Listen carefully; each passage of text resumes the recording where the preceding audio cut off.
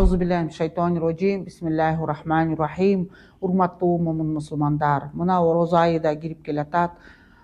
Буюрса таравихти да баштап атабыз. Эртең Рамазан кирип келатат. Таравих намазын сообу жөнүндө бүгүн мен сиздер менен сүйлөшкүм келип атат. Таравих намазы 20 рекет болуп окулат.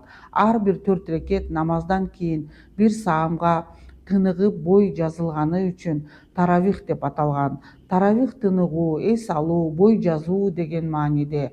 Тыныгуу учурунда Алла Таала зикир кылуу, таспих айтуу же пайгамбарыбызга саллаллаху алейхи вассалям айтуу таспих болуп эсептелинет. Аллах Таала башка аяттарында түнкү намаздарга тургандар жөнүндө атайын Сажда сүрөсүнүн 16-аятында токтолуп мындай деген.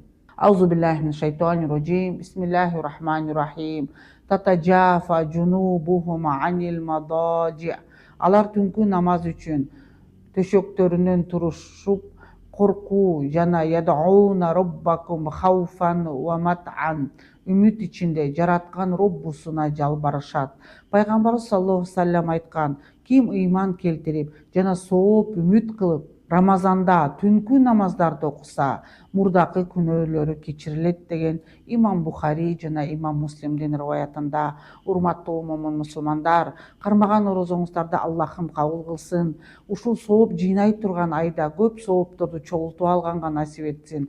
Саламу алейкум ва рахматуллахи ва баракатуху.